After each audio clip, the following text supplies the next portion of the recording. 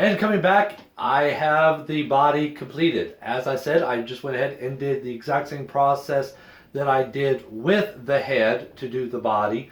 Used the patterns that I made and transferred to the foam, cut it out, and glued it all together. The only difference that I did on top of this is I've added some extra foam pieces just to kind of give a little bit of shape to the body, such as some shoulders, and give him a little bit more of a chest, for pecs and stuff like that, because the body was looking just a little bit too flat up and top. So with that, now I can go ahead and start moving with the arms and the legs and feet and the hand. And also I went ahead and did the lower jaw as well. Just like with the top one, I cut out the shape and I glued a piece of that plastic in the inside to where it's nice and secure, and so it has a bit of movement. The mouth doesn't open up quite as wide as I was hoping it would, but for this particular character, I don't really see any reason about why it needs to really open up too wide. So let's go ahead and move on. Alright, so I have this 2-inch foam here that I'm going to be using to make the arms, legs, and the feet as well. So using the body as a bit of a reference, I'm going to just lightly sculpt out or draw out kind of a generalized idea on how I want the legs to look. This also gives me an idea of how long the leg should be. Of course, it comes down to a knee and then comes back out again. Yeah, it's more of a character, so I don't think that the legs need to be all that long, so we'll do that. Then I'm going to go ahead and take some scissors and cut that out, and then flip it over and mirror that for the other side, and then we'll start working on shaping it to get it into the final shape that we want it in. And then I'll take this and go ahead and flip it over and do a trace on the other side to get the other leg.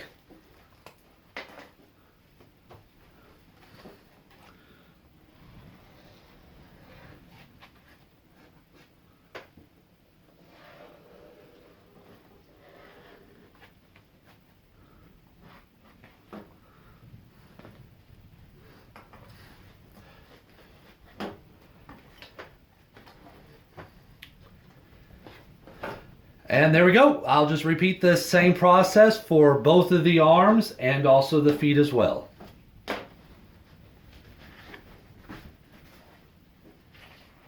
Okay, so now the sides that I've cut off, I'm going to go ahead and use some glue to go ahead and glue that side and the other side. And then I'll wait 15 minutes and I'll start putting those pieces together. Okay, so now we let the glue dry, and to get the final shape, all I'm going to do is I'm going to push inside the center and have the edges meet in the middle and go all the way down the length of the entire limb. Okay, so basically what I'm doing here is by taking the two edges and folding them in on themselves, you take the square shape and you turn it into kind of a round shape. The foam doesn't give it sharp edges, it just kind of just curves around on itself. So it's a good, quick, easy way to try to get the round shape of the arm that we're wanting. And I have the arm here and I tested that it bends right where I want it to bend. And now I'm going to go ahead and prep the body to go ahead and receive the arm. Glue both sides with contact cement, wait for each side to get tacky, and then start to apply it. And you can also see here, I went ahead and added some extra details onto the body. And I'm going to do the same thing with the hand that I did with the rest of the arm and the body, is I just take some pieces, glue them together, and now I'm going around the entire hand and just mashing these edges together to get a nice rounded shape of the hand rather than the square shape. And this technique works once again very well. So all the foam work is now done, and I've even went through and did a few additional things. I put some black felt on the inside of the mouth, and also I have a sock that goes from the head all the way to the back, and this is going to be the sock that I'll push my arm through to get to the head without really kind of messing up all of the internals and everything for all the foam. So now what it's time for me to go ahead and do is to start actually skinning him. or really putting skin on him, not skinning as in removing the skin. And so what I'm going to do is I'm going to take some of this tape here and I'm going to wrap sections of his body on it and then go through with a marker and kind of mark out some areas that we're going to be cutting. I mean, there's going to be two reasons why I'm going to be doing that. Is for one, just like with the clay model, so I can try to get the pattern as flat as possible onto the fabric, but also because there's going to be a variety of different fabrics that's going to be on him. So I'm also going to cut out the different sections of the fabric and stuff. So like this is going to be the white, this is going to be pink, this is going to be blue, or what have you. So I'm going to go ahead and get started with that, and then we'll start sewing everything. Now, one thing I'm thinking about doing, and I haven't really fully made the decision one way or the other yet, is I may actually try to keep the head to where it can separate from the body. So if at any point in time, if I need to work on the head, I can take the head out and then work on through the sock rather than trying to work through here. Or if something happens and I decide I want to redo the body, I don't have to redo the head, vice versa. Once again, I haven't really fully decided on that yet if I'm going to combine the head and the neck all in one. We'll cross that road when we get there. But in the meantime, let's go ahead and start taping it up and see what we get. Okay, so this is a very similar process to what I did to try to get the foam patterns, except on a much larger scale. I am taking this masking tape and I am covering the entire body and head with it, and then I'll be cutting it off, and that will actually give me the form or the pattern. I'm not going to use the exact same pattern that I did to make this foam because it's going to be a little bit, the foam itself is going to bend into different shapes and stuff, and also I went ahead and added some extra details. So now I'm cutting it off, and you got to do this very carefully because you don't want to cut too deep. You'll cut into your foam. I also went through and marked the areas already where I decided to go ahead and cut the pattern, but there was a little bit of manipulation that I had to do after that once I laid it down to try to transfer it onto paper, because you try to get it as flat as possible, as you can see here. So I take the patterns and I lay it onto the paper and I cut that out, and I use that to transfer that pattern onto the cloth that I have set for this puppet, as you'll see just a little bit later. Okay, so I have the patterns. As you can see here, I have the patterns transferred onto this paper, and now I'm going to transfer it onto the material that I have, the little fake fur that I'm using for the puppet. And when you do this, you want to make sure that you apply the patterns pretty consistently in the flow, the natural flow, which I believe is called the nap of the material. As you can see, all of this is flowing this direction. So these two pieces, I want to make sure that they're laid on the same way. I don't want to lay this piece on this way and then this piece on this way, because then when I sew them together, the fur is going to want to fall and flow in all those different directions. And I have two types here. I got a pink and I also have a white over here. So let's go ahead and start transferring that. And you'll notice as I transfer, I'm going to actually go just a little bit outside of the lines because I also want a seam allowance, the area that I'm going to be using to sew all these pieces together to each other. So let's go ahead and take care of that. And I'm transferring the pattern onto it, leaving that little bit of a seam allowance, but I am also making sure that I am transferring it face down, where the part that is facing down was the side that was facing up on me originally. And that is just to make sure that all the pieces are going to fit properly. There is some symmetry inside it, but not exactly. And I didn't want to accidentally transfer something the wrong way, because then when I start to try to sew it, it's not going to translate and end up being the way that I want it. So I'm going through, and as you can see, I'm using two different materials here. So I'm making sure that I am transferring the right pattern to the right material, because I don't want to waste this material, because it wasn't necessarily the cheapest. I tried to get, a good quality one. It was all right. Wasn't cheap, but it wasn't expensive either. Let's call it a mid-quality fabric. And be sure that you label all the sides. The pattern is laid out, so now I'm going to go ahead and cut it out. And I'm going to try to use an X-Acto knife rather than scissors, because what I don't want to do is I don't want to cut the hair, I only want to cut this material that the hair is sewed onto, so I can leave as much of the material or much of the hair at the length as is. If I cut with the scissors, I'm going to end up cutting out some of this hair and making some of this short. So I'm going to try using the X-Acto knife at first and see how that goes. And so as I start to cut this out, I am being very careful not to go too deep, because the purpose of why I'm cutting it out this way is I don't want to shorten any of the hairs on the other side. So I just go through and just very carefully just making sure that I am only cutting through the material and not the fur on the other side. I go all the way around, and if you did just right, when you remove it, some of the hair is going to stick to the hair that is left behind, which you can see right here. I'm trying to separate it, getting a couple of small little strands, and there I go. Now that it is all cut out, I'm ready to go ahead and start sewing it together. Some of this I'm going to be doing on a machine, and also some of it I am going to be doing it by hand because of the way that I need to fit it onto the body. So let me go ahead and do that, and I'll be right back, and this should be completely on the body. So let's see how it turns out.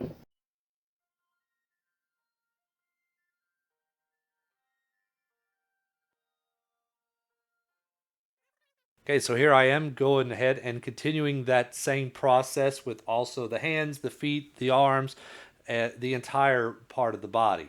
Just go through, cut it out very carefully, not in too deep. And I made sure that, once again, I didn't allow much of a seam allowance on these hands because of the type of stitch that I'm going to be doing. I'm not going to be doing it on machine. I'm going to be doing this particular stitch by hand, and because of the type of stitch that I'm doing, I really don't need actually that much of a seam allowance. As you can see here, could have probably made my stitches just a little bit closer, but I think it's going to be strong enough, the type of stitch that I'm doing, because I've actually double threaded it. When I get everything fixed, I go ahead and start to try to apply it onto the body, as you see here. So here we are with the body now completed, using that exact same process of making the pattern and putting it, transferring it onto the cloth and cutting it out and sewing it and putting it on. We are done, except for I'm just going to go through and give a nice little brush on it to try to remove any and all loose bit of hair that is in it, and maybe do a little bit of trim, for like example around the paws, to try to make it to where you can see the individual fingers instead of just one big paw. But it's all turning out real nice. So now I'm going to focus on the head here, which is going to be, once again, using the exact same process that I did here, with a few small little subtle differences, because here I was able to, it's almost like a suit where you just sew it together and just put it on. But here I need to actually try to attach it to the skull or to the face or to the head. So I'm going to have to do it just a little bit different. But first I'm going to make a few small modifications on this. I'm going to apply some extra foam here on the sides to give them a little bit more of a cheeks along the side of the head, and also a couple of other things. And then I'll also start making the ears. So let's go ahead and get right to that. Okay, I'm doing the same process with the body, but before I go ahead and continue to cover it in the masking tape, I'm adding in just a few little additional details, just using some scissors and just cutting up the foam. And the foam doesn't have to be exact, because the shape that we're going to see is going to be done mostly by the material that I'll be putting on it. So I have it all covered, and I'm going to cut that off and get the patterns. Okay, so here we are with the skin of the head. It is, for the most part, all done. I don't have it attached yet because I'm going to have to go in, and I can't just slip this on like I'm doing all the other body parts. I actually want to go in and try to make sure that this is properly attached, like especially around the eyes, because right now we can see the eye holes. If you just look right there, this isn't quite fitting, well to the head. So I'm going to have to actually go in with some hot glue and start attaching this skin to try to get it to where everything lines up precisely and exactly where I am needing it and wanting it. So, kind of like your skin on your face. It's not loose, it's form factored onto there. So I need to go ahead and do that. But before I do that, I'm also going to start working on his ears, which I've already went ahead and cut the patterns and sewed it up.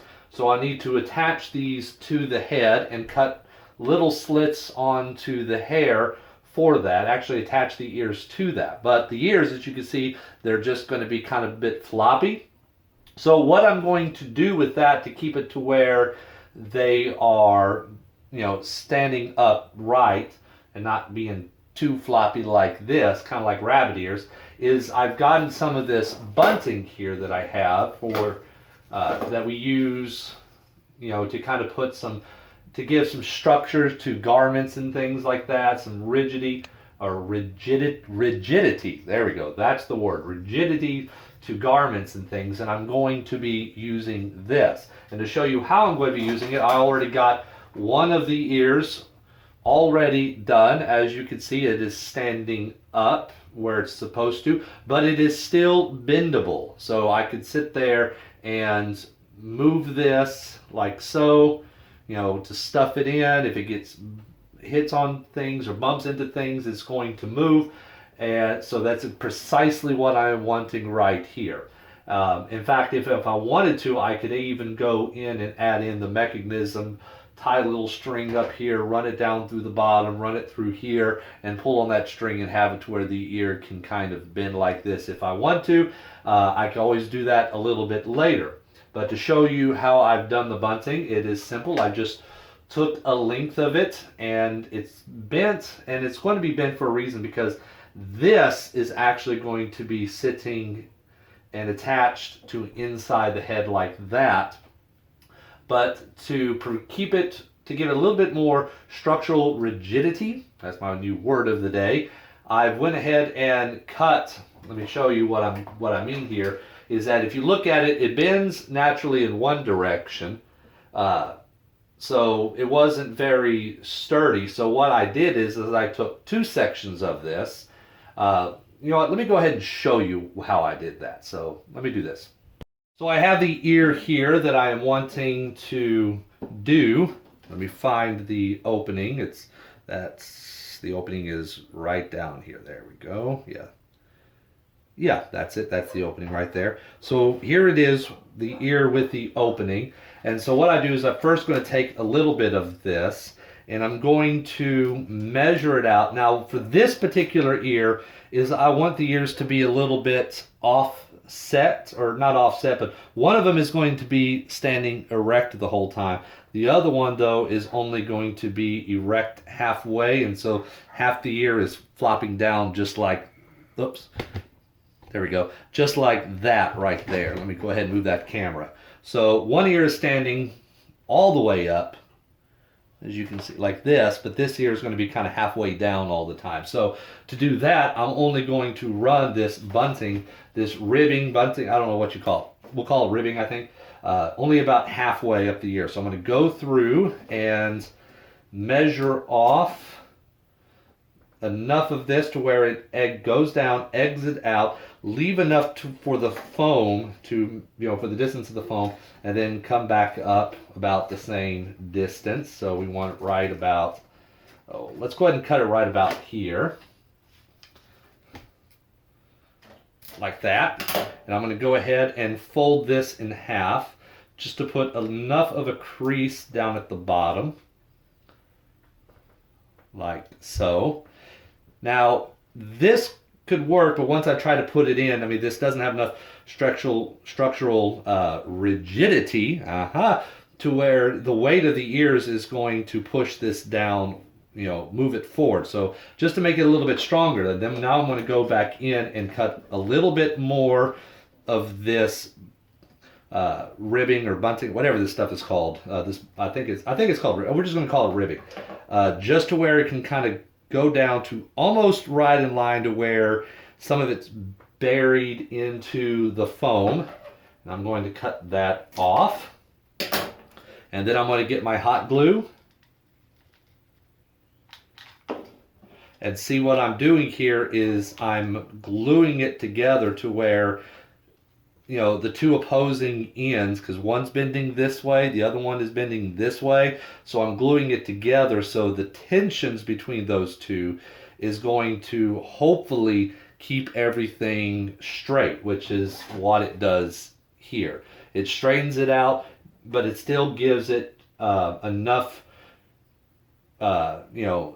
stabilization, enough strength to where it's going to keep the ears straight, but it's still flexible enough to where the ears will bend and move as I use the puppet. Because I have a feeling with these ears, when I'm using the puppet, I'm going to bump into myself quite a bit. So I don't want that to hurt.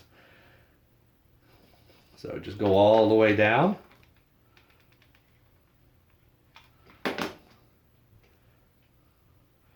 And just like that. Okay, there we go. It's like that. So if we take that and we stuff it in through the bottom of the ear, it gives it its rigidity while still remaining flexible. And this one's only going halfway up, so it allows me to wear here that ear will kind of flop down just like that, which is what I'm wanting.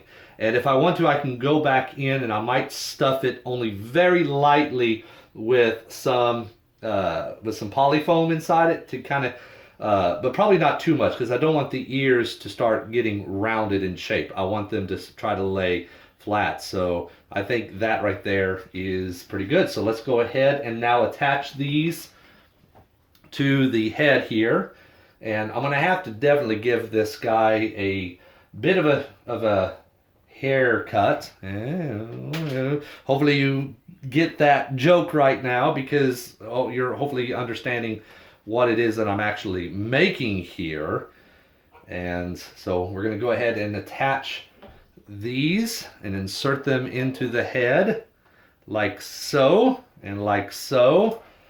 And then we should be able to start working on figuring out on where on this we'll be placing the ears, so I can sew the ears onto this, and then we can start getting all this onto here, and then we're almost done. So let's go ahead. So here I'm applying the bone structure for the ears, and I'm pushing it through. One side is shorter, as I mentioned. So once I get that through, I'm going to hot glue it in to make sure that it is not going to move anywhere. And actually, eventually I'm going to end up doing a little bit of extra work on this to try to get the ears to stay upright. But now I'm putting on the exterior skin of the ears, making sure that everything fits, making sure that the ears flow the way that I want to, and that they bend and everything and hang just the way that I want.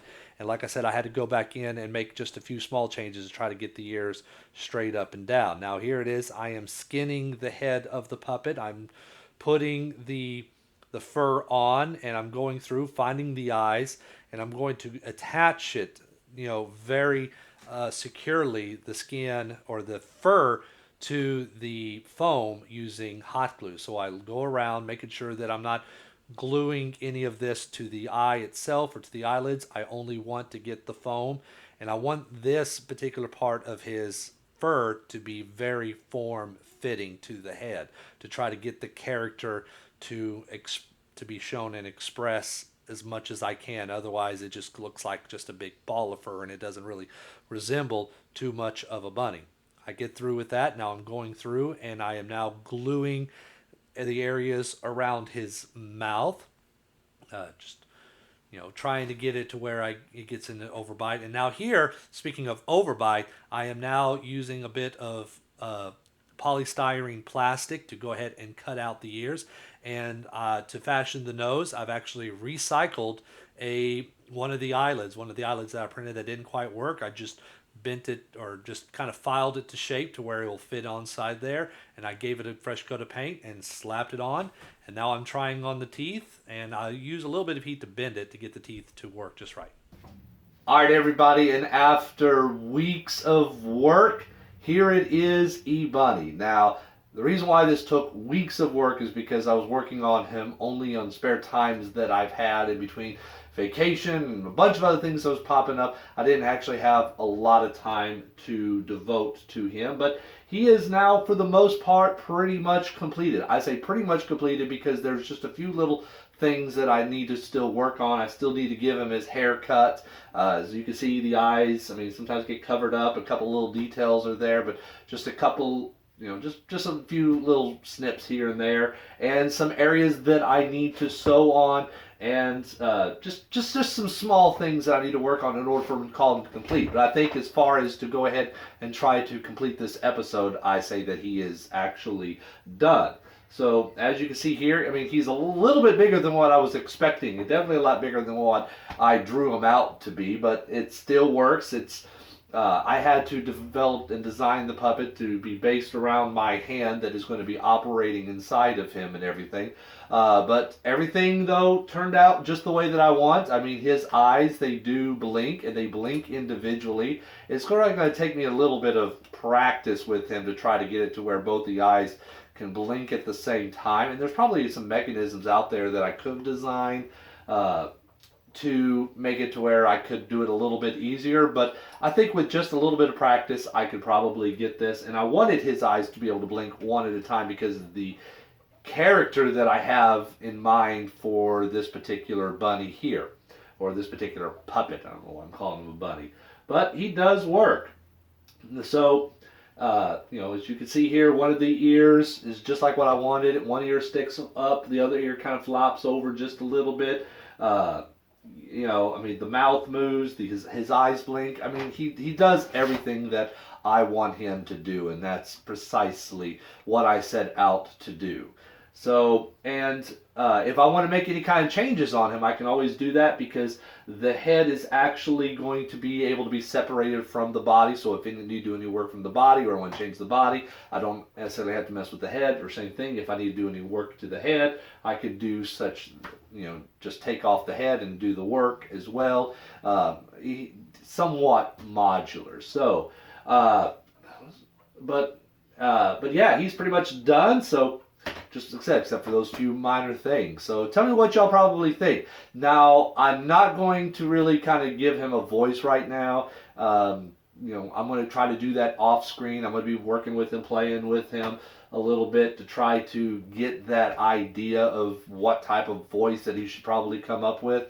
Maybe I might do that in a separate video, but I have another channel, or you can kind of say a friend of mine has a channel that I will link to in the bottom, and eventually this character will show up on that channel with his voice, with the full character and everything involved. So if y'all would like to, just watch that channel there, pay close attention to it, and eventually you'll see this guy pop up.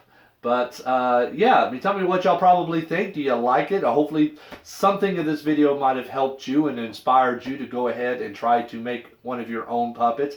It does take a bit of a practice, but I mean, every one that you do, you end up getting better, and that's the way it is. I mean, you take my puppets, and the first one that I made wasn't too good, but each one get better, and this is the latest one, and I think that, I mean, just from a design standpoint, just from the functionality, the way he looks, I think this is probably one of the best puppets that I've probably did. Yeah, you're one of the best puppets that I probably have done up until this point. So, let me know what y'all probably think, and if this inspires you, let me know. And I would like to see some of y'all's work as well, that y'all puppets that y'all have built using this very same tutorial. So, but with that being said, I think I'm going to go ahead. This video is probably already getting a little bit longer, if I haven't even decided to already split this up into 2 parts.